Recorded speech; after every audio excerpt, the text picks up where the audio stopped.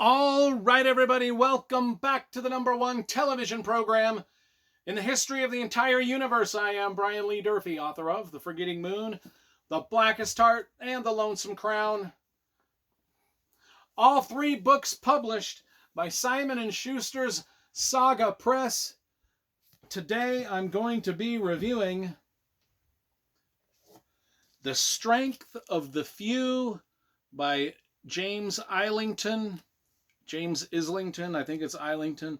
This is book 2 of the Hierarchy series. Book number 1, of course, is The Will of the Many, which was a lot of people's favorite book of the year when it came out in like 2024 or 2023 or whenever it came out. And I did read and review it back then, and I quite liked it. If you want to watch my review of this book here before you watch my review of book number 2, please do so, because most of the pertinent information about what's going on in this universe I lay out in book 1. So if you want to find the review of this on the channel, just type in your last name, Durfee, my last name, Durfee. Don't type in your last name. That's not going to get you anywhere. Type in my last name, Durfee, into your YouTube search bar, and then The Will of the Many into your YouTube search bar. God, I got so much to edit out of this video already. Can't even speak. Anyway, if you type all that shit into your YouTube search bar through some sort of pagan sorcery, the review of this book will magically appear on your television screen. I hear that's the way the internet works, but I am not positive. Okay, let's get to this book here. The Strength of the Few. Let's talk about the cover first, because you know I love graphic design and cover illustration. This is a great cover by Jamie Jones, who also did the cover of the first book. Oh, and I also put up my Lycanus trilogy here. James Islington also wrote these 3 books here, which I've only read the first 2, and the first 2 were spectacular. And after reading this, I've actually started reading book 3 of this series, so we're going to get several James Islington video reviews on the channel pretty quick here. But anyway, skip back to this book. Let's hurry through this. I'm already wasted a lot of time. There's a great map and list of characters in the back of this book. The map is not as detailed of a map as I would like to see, if I can even find it. Yeah, I mean, it's kind of a minimalist map, but at least it's a map. You know, every fantasy series needs a map. And maybe the map is minimalist because this isn't strictly a fantasy series.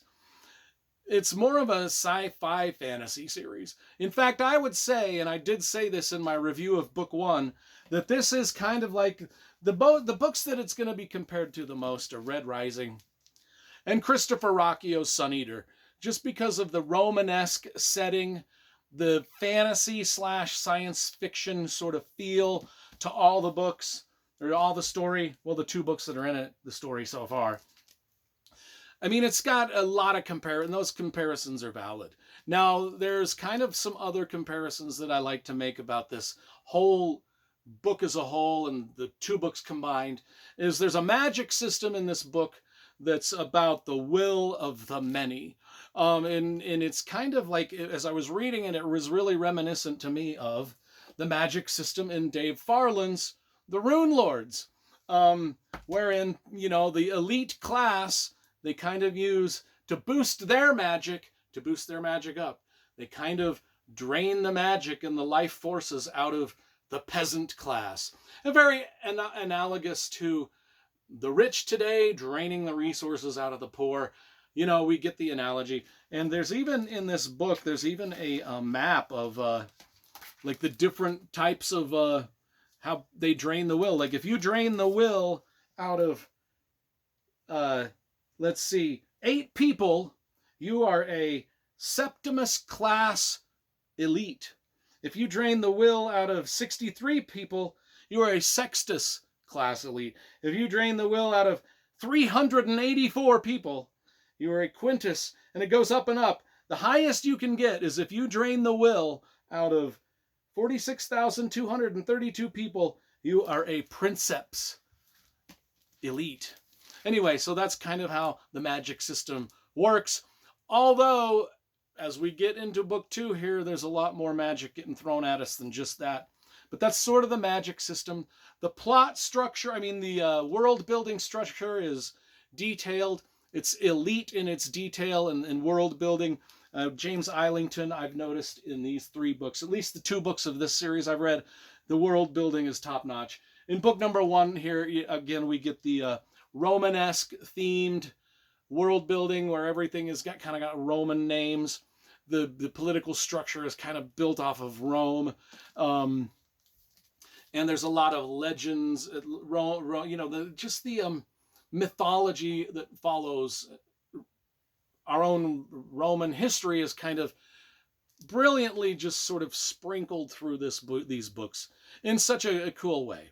Now, I also want to compare this book to a couple of other things, like in James Islington in this book and this book also kind of just throws you into the middle of the action without really describing a lot of what's around you or the words and terminology he's using. They're familiar to the characters, but to the reader, you kind of got to figure it out.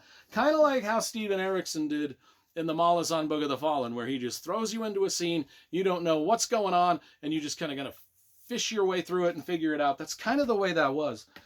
And it was built, and I thought Islington did a great job in this book of doing that. And I thought, well, now that we've got into book number 1 and we've figured out all of that, we don't have to really struggle with it in book 2. Oh, wrong. Just because you thought you had the world figured out in book 1, no, because he takes us to several other worlds.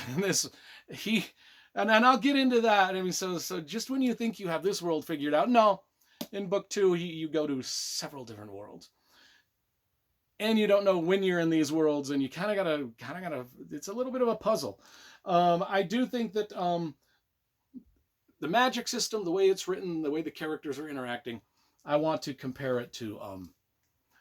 He's like, if you like Brandon Sanderson's style of writing, you're gonna love James Islington's style of writing. Now, let's talk about this multi-universe sort of thing. I mean, I love it when a writer just does something unusual and risky, swings for the fences and hopes they hit a home run. And I think that he did that in at least the first 2 books here. He takes a risk with time travel, and time travel is a difficult thing to write. He takes a risk in this epic fantasy about time travel. Now, in this epic, he took a risk with doing a few things. And then in book 2, he takes the biggest risk he's taken of all.